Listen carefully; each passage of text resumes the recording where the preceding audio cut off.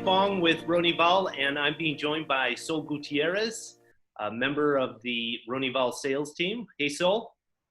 Hi. And special guest, Augustine Olachea, who is the president of the Paz Hotel Association. Welcome, Augustine. Thank you very much, Nick. Very nice to be here with you and Sol. A pleasure. I'm saying hello to all your followers. Well, it's a pleasure for me to have you on for an interview. I want to get down and really talk about what you have going down in La Paz. But before doing that, where are you from?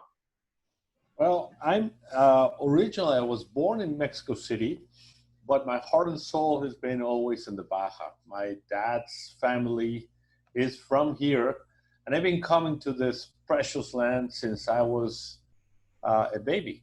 So every vacation I used to come here, and I, whenever they asked me when I was living in that big city, where I went all through my school years, they asked me what I wanted to do when I grew up. And the first thing I said, instead of saying I wanted to be a fireman or a policeman or a soccer player, I said, what I want to do is I want to live in La Paz. And hope my dreams came true when I came here to live, married here in La Paz. And I have three beautiful daughters, are paseñas, that's how we call the people from here. And very fortunate to be living here. The quality of life in La Paz is probably one of the best in the world. Yeah, I can attest to that, having visited La Paz many times. And you know, the recording of this video, we're at May 2020, and a lot has changed in the world. But before we get into that, what can you tell us about La Paz? What is La Paz? Well, La Paz is a capital state. People think that the Baja is Cabo, the main city, but our capital state has been La Paz. It was discovered by Hernán Cortés, who was the conqueror of Mexico, came here and discovered La Paz in 1535. And we just celebrated La Paz birthdays on May 3rd. We do that every year, and we have festivities around that date that this year got postponed for next year. And we'll do a big celebration for 2021. But we're the capital. We have a population of almost 250,000 people that live here. So it's a perfect size city to have everything, all the goods, all the health facilities that you need, all the stores and services that you're used to in a modern life, but at the same time you have this small town feeling.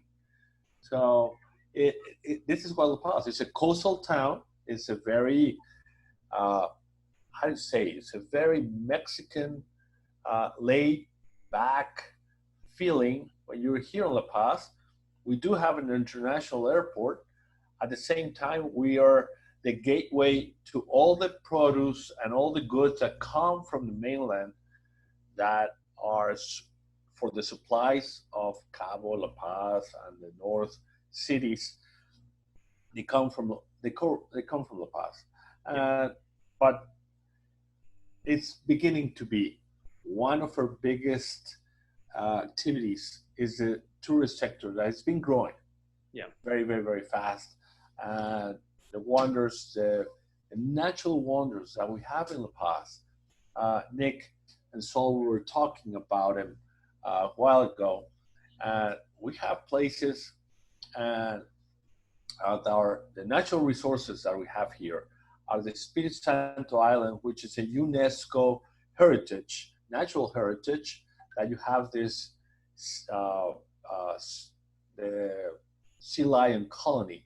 I believe it's the only one colony, the sea lion colony, that you can snorkel or dive with those beautiful and amazing animals throughout the year. It's a great island which is not habited. It's protected by the Mexican laws, but there's so many coves and beaches that you can visit around there, and the marine life is just amazing. I'm talking about marine life. Jacques Cousteau named the Sea Cortez the aquarium of the world, and we are the gateway to that Sea Cortez. We have the whale shark that comes from beginning of October to end of April. It just left. I think they're just saying goodbye and thank you for not bothering me for 1 month. We were able to go and snorkel with them. We have very good regulations and norms to go and do the sightseeing with the whale shark, which is good because so we don't bother the animal, but we're able to go inside the water and see that the biggest fish in the world. And from end of December all the way to beginning of April, we have the gray whale that just 2.5 hours away from La Paz, you're able to see that migration of that come from the Bering Sea in Alaska all the way down to the Baja. So they have here, they reproduce and they give birth to the little big baby, very big babies. So all the gray whales that you see that go up and down from the Pacific coast, they're Mexicans. They are. They don't have visas, but they can go into Canada and United States without them. That's the only one Mexicans that can go without visas and into United States and Canada. So we're very fortunate to have all these nature wonders that also we have mountain bike, we have trekking trails that are just beyond your breath and you can take. Also, we have one of the best 3 places to do windsurf in the world. It's La Ventana. It's just 35 minutes away from La Paz. And the winds are starting from mid-December all the way to end of March.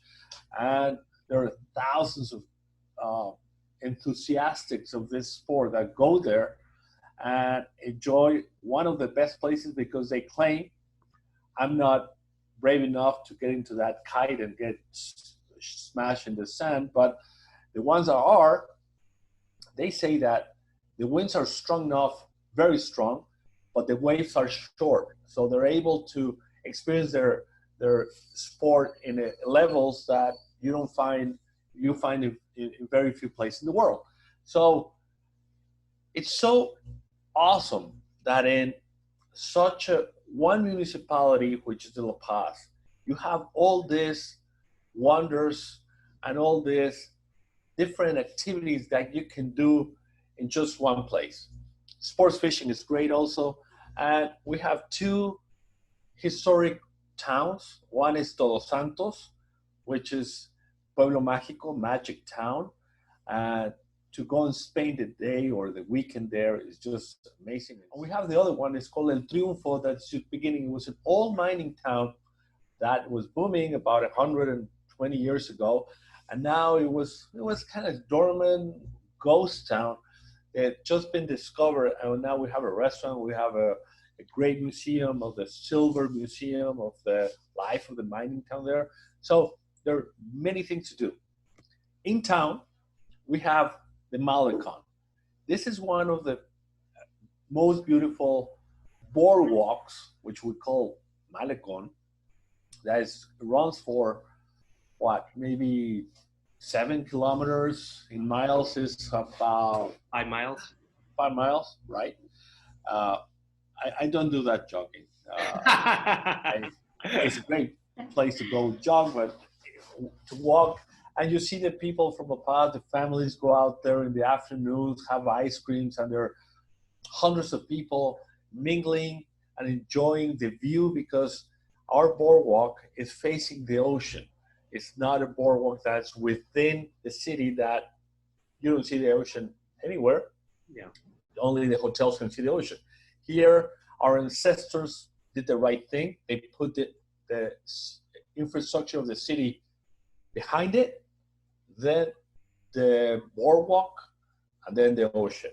Yeah. So is a majestic view. Our sunsets are just breathtaking. I've never seen sunsets in my life like here. There, I mean, in 1 week you can experience sunsets that are purple, bluish, reddish, oranges. It's just crazy the way they turn out. Anyway, uh, I know I'm in love with the city. I can go for how about 25 hours to talk about the beauty things. Yeah, right. I think it's easier if people come and experience it. They will be saying, "You left it a little bit short. This is even nicer than what you were talking about this place." No, Augustine, I've been in Cabo for 15 years. And just in the last year or so, I've been coming to La Paz more often. And La Paz, for most Cabo tourists and Cabo full-time residents, is a place where you might have to take care of some government things because it is the capital of our state, or it might be a day trip. But you're like, for the first 12 years I was here, it was like, do we have to go to La Paz? And our clients also the same thing. It's like, it's a 2-hour drive before the 4-lane highway. And now it's a 4-lane highway. You could get there in an hour and, well, depending on how fast you drive, an hour and a half to hour 40. Nick, don't say that you do it in 120 because you're going to be reprimanded by the law. We'll say an hour and a half to hour 45. And so it's more accessible. You can fly into the International Airport of La Paz or San Jose del Cabo's International Airport. And what I'm amazed by, not only the natural beauty, the Malecon, but it's a great alternative in my industry in real estate for affordable housing because the explosion of tourism, let's face it, is centered around Los Cabos. And as that grows, we've seen an explosion of the development going up both sides of the peninsula, including the Sea of Cortez side and La Paz. And so I know, Sol, you've lived in both Los Cabos and now you're living in La Paz, and you're not even Mexican. You're not even from Mexico, right? No, I'm originally from Ecuador. And I feel fortunate to live in Baja California Sur since 2011. So I live in both places. I live in Los Cabos and in La Paz, and I call them both my home. I love La Paz. What I love from La Paz is like I feel it is more familiar. It's more authentic. When you come from another country, you see the differences. Yeah. And I see there is more authentic, more Mexican. And for those that want to live the dream to live in Mexico, want to retire, want to bring their kids when they're young and have a place where they can grow free and make friends with the neighbor and enjoy nature, is great. I think it's a great place to be. And I can agree with Agustin about the beauty in every day. My kids call me crazy about the sunsets because I always know when the sunset is going to be, and I run to the closest place to watch it and they come to me and said, well, we watched it yesterday. I said, well, it's not the same. Every day is a different sunset, and it amazes you. So in La Paz has the opportunity for people to choose where you want to be, because there must be people who live like outside of the cities. And here we have community for expats that are like 10 minutes from downtown, and they can still have the beauty of the ocean, and but they become part of the community, have their organic market close by, the tortilla lady who sells the tortilla. So it just brings you the home feeling where you want to be. But you know what, Nick, I would like to add what Sol was saying, and you just mentioned something that caught my attention. And it's just said affordable real estate in La Paz. But going further up with the real estate is affordable living. Because yes, you can get a very good price unit to live in, but then your everyday life is expensive or very expensive. here in La Paz, I mean, value for the cost versus experience is a great value. Because you go to restaurants that, because we're Mexican town, they're in pesos. Yes. So you go to the high class restaurants that we have here that are almost the same as in Mexico City on quality, or even better, because we have fresh product from the Cio Cortez, and the prices are unbelievable, affordable.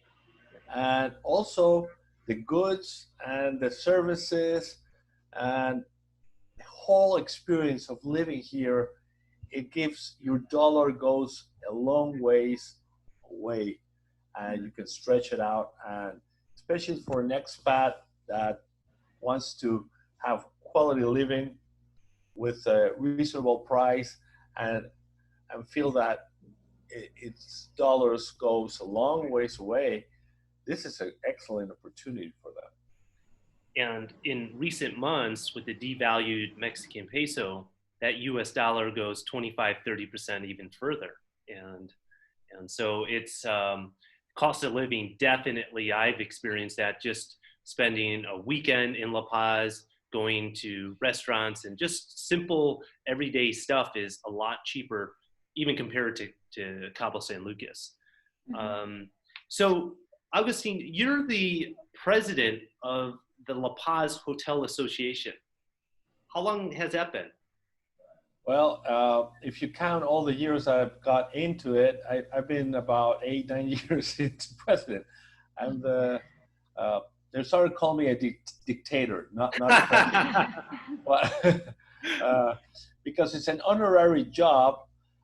Not many people want to do honorary jobs, so I'm into it. I'm very honored to be, because it's a democratic voting to be appointed from the members of the tourism sector, and I'm still here for 8-9 years already. Jeez. Wow. So tell me, how has the hotel industry transformed in recent years of La Paz, and where is it going? Well, we had when we had the 2007, 2008, there was a surge of new investment coming to La Paz. We have two developments. One is Puerta Cortés, the other one is Paraíso del Mar, and there were about 5 or 6 coming in.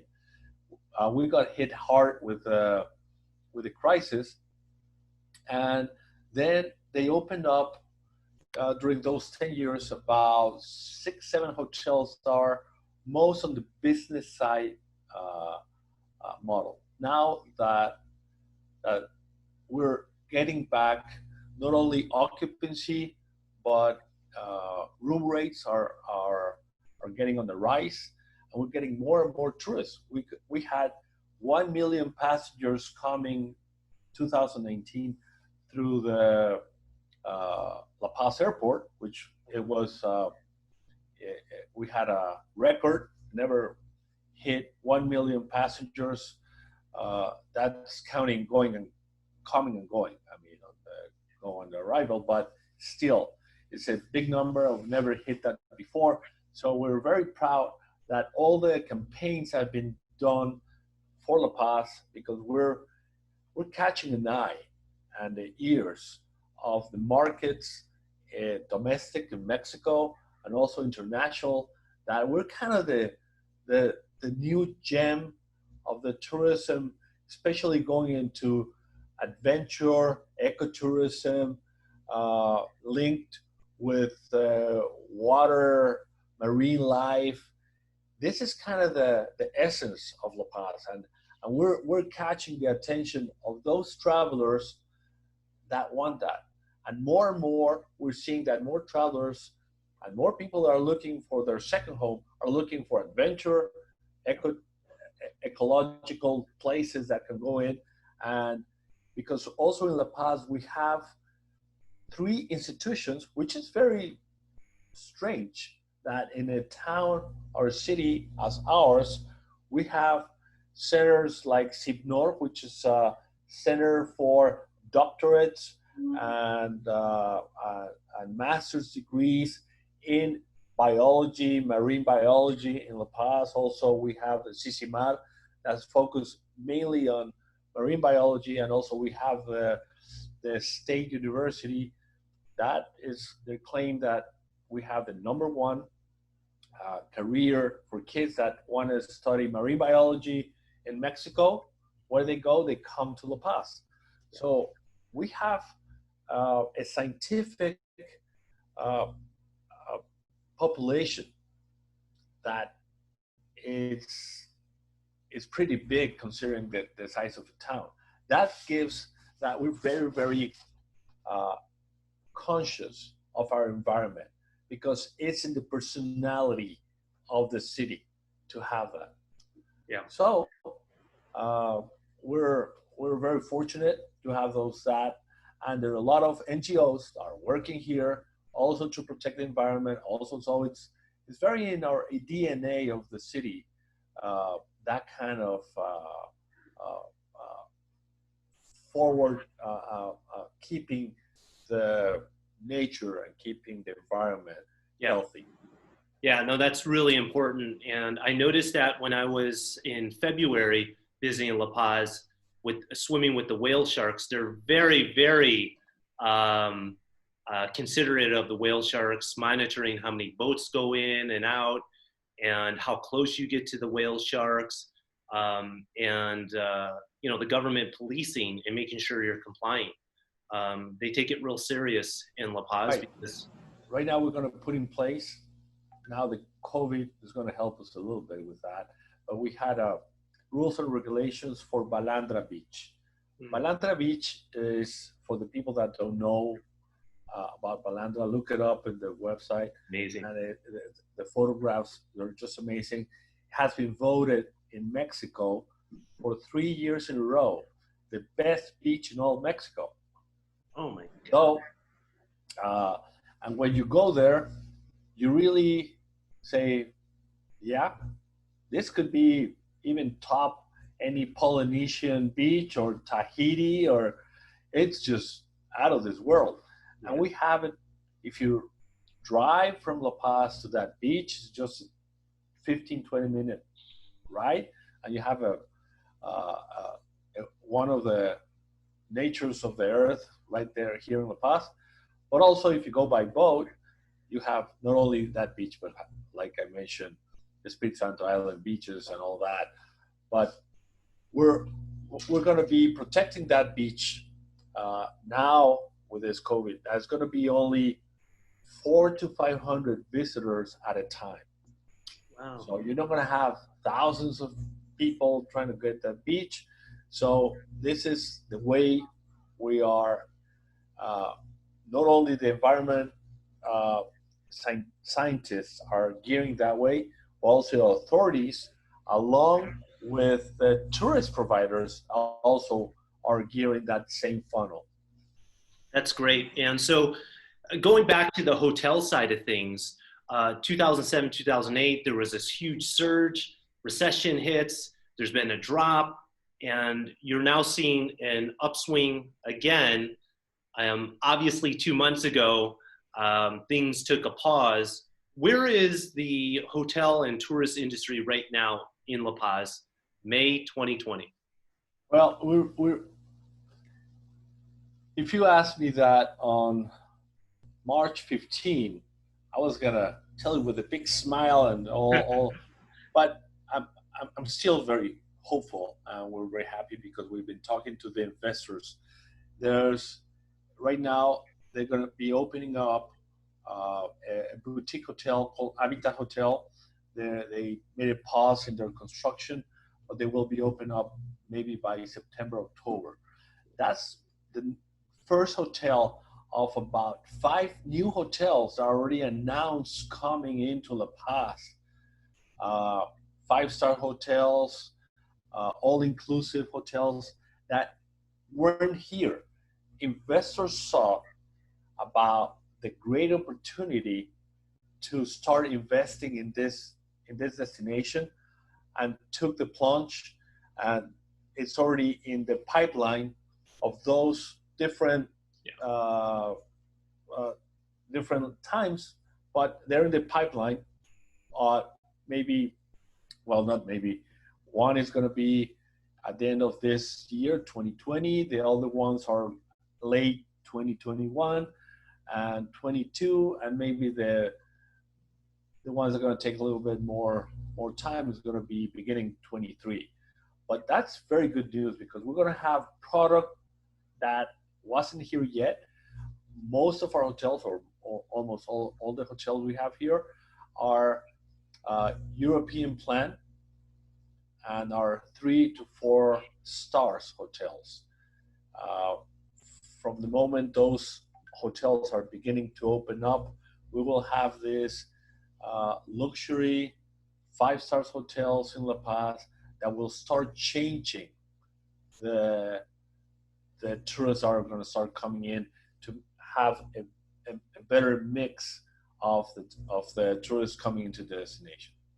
I almost, I wasn't here in Cabo 30 years ago, but it's almost like La Paz right now is set up to be like Cabo 30 years ago, with the first 5-star hotels, tourism, the global attention. New York Times wrote an article recently about La Paz being the top 50 places to visit. Isn't that correct? In the world.